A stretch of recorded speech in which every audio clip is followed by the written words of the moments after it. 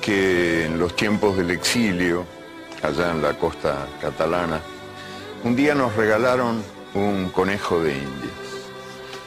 Llegó a casa enjaulado. Me dio lástima verlo así, prisionero, y al mediodía le abrí la jaula. Cuando volví a casa, al anochecer, lo encontré tal como lo había dejado.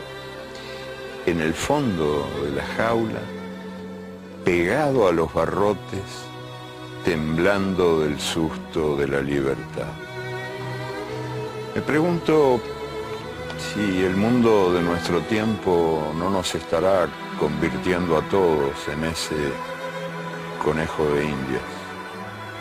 Hoy voy a contarles, a mi modo y manera, algunas historias del miedo que en el mundo manda.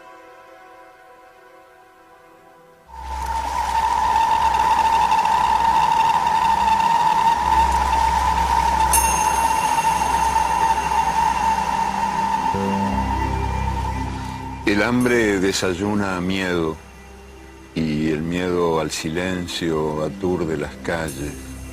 El miedo amenaza. Si usted ama, tendrá sida. Si fuma, tendrá cáncer. Si respira, tendrá contaminación. Si bebe, tendrá accidentes. Si come, tendrá colesterol. Si habla, tendrá desempleo.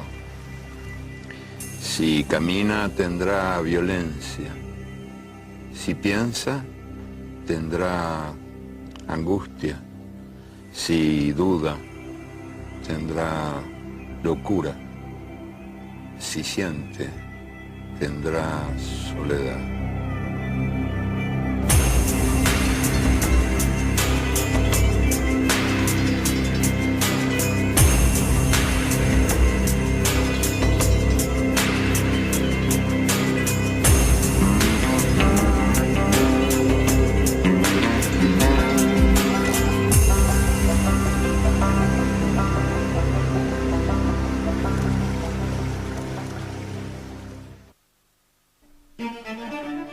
Los que trabajan tienen miedo de perder el trabajo y los que no trabajan tienen miedo de no encontrar nunca trabajo.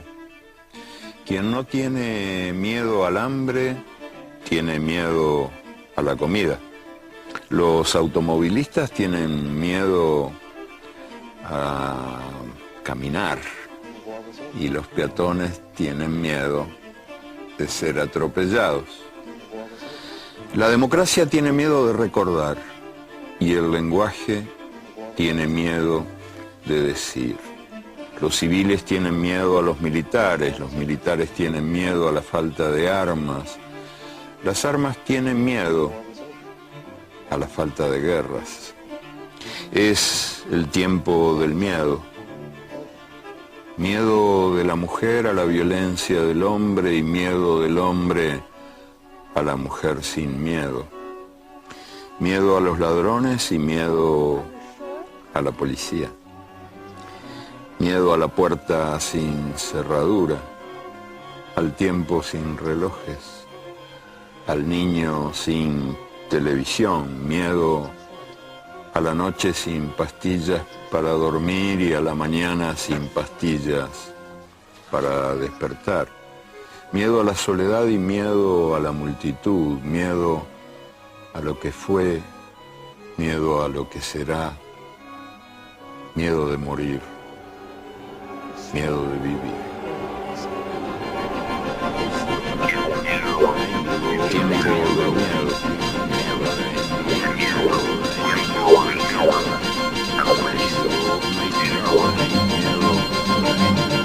Tiene miedo a la policía.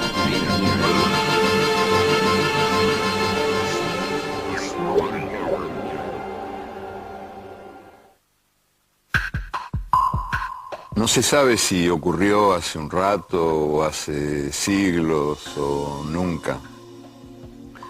A la hora de ir a trabajar un leñador descubrió que le faltaba el hacha.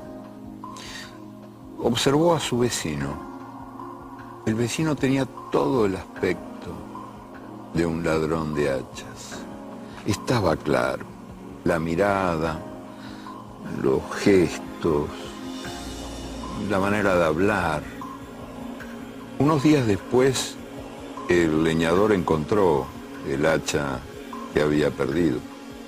Y cuando volvió a observar a su vecino, comprobó que no se parecía para nada a un ladrón de hachas, ni en la mirada, ni en los gestos, ni en la manera de hablar.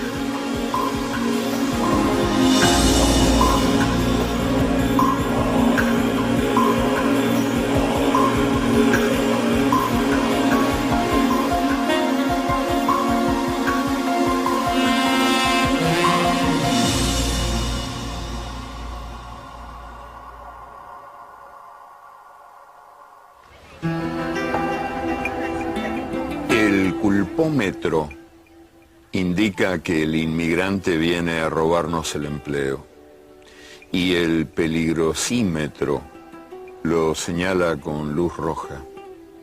Si el intruso, el venido de afuera, es joven y pobre y no es blanco, está condenado a primera vista por indigencia, inclinación al caos o portación de piel. Pero si no es joven, ni pobre, ni oscuro, de todos modos merece la malvenida porque ha venido a trabajar el doble a cambio de la mitad.